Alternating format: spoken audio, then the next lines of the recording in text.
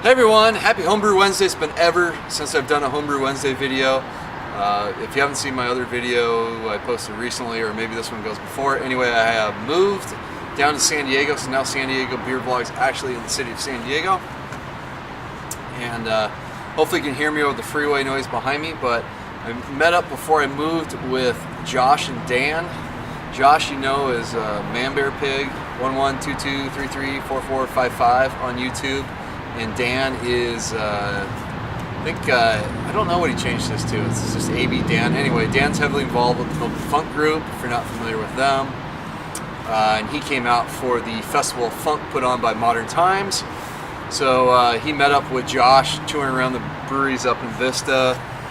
And I told him, hey, come on over. I got a bunch of beers for you guys to try. And I hadn't met Josh, even though he lived literally like less than a mile away from me at one point. So we finally met up, and he gave me his barley wine. So let's get that poured out. We shared a bunch of home brews. I don't know if we opened any commercial beers while we were hanging out. I don't think so, because Dan brought some over, Josh brought some over. He gave me this one, his barley wine, which it's got that deep mahogany kind of look to it. Nice head on there, off-white head. So if I remember correctly, he oaked this one with some kind of whiskey soaked oak. If I remember correctly. Oh, I wish I remember. That was a couple months ago. Well, I'm definitely smelling it. Caramel, bourbon soaked raisins. Yeah, it smells good. Sweet bread. Good aroma on it, so let's try it. Cheers.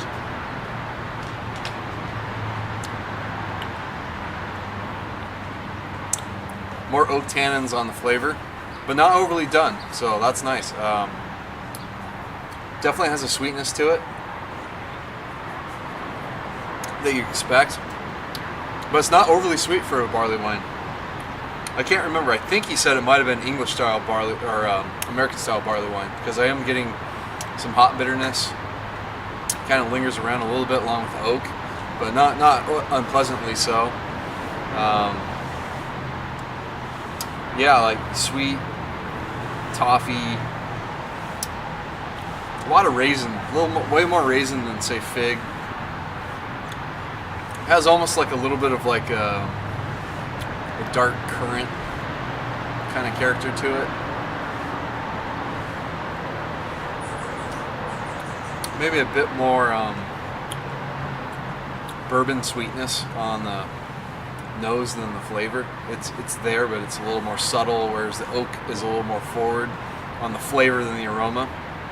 But nice beer on a, well, not the ideal beer for a very hot and humid day here, but I'm enjoying it nonetheless. I don't necessarily need to drink a warm weather beer, or a, cool you down warm weather beer in this type of weather. So whatever I'm in the mood for, I'll drink it. So as far as homebrewing goes, for me, with the move, it was difficult. I had a bunch of full kegs before I moved.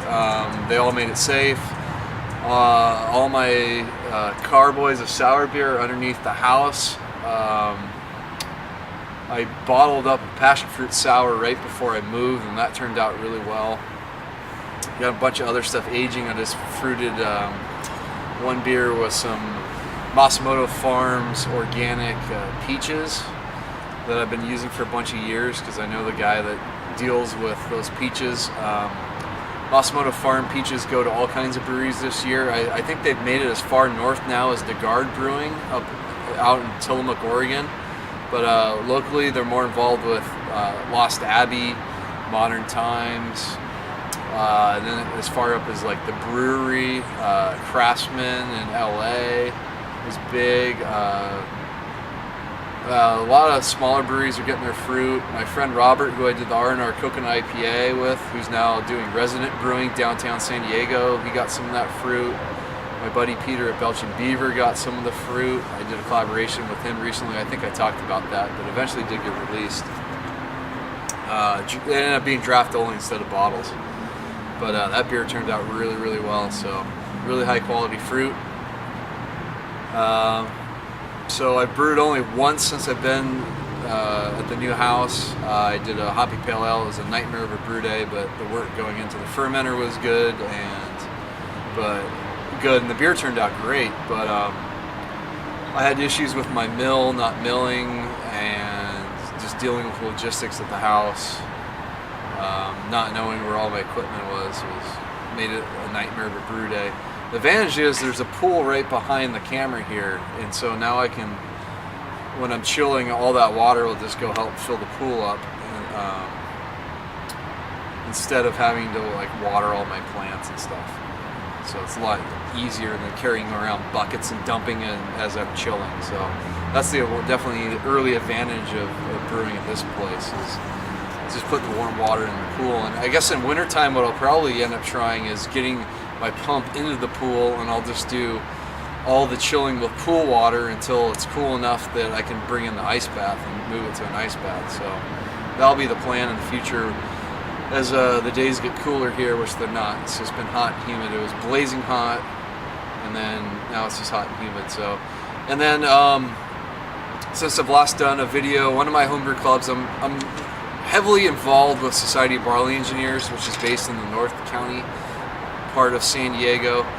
But I'm also involved with Quaff, and Quaff won Homebrew Club of the Year, and the club won like free grain for a year, so I don't know how we're going to deal with that yet. But one of the local homebrew shops that have members of Quaff and put in a small brewery next door to their shop, Homebrew Co., they gave us some wort, some soured, kettle soured wort to take home and do whatever we want with it. So I have that going right now. It's pretty much done fermentation. I'm going to keg it out. Probably going to add some of, there's behind you, there's some garden area, and we have some lemongrass. I'm going to use some lemongrass, and I have some coriander seeds that are all grown in the garden behind the camera.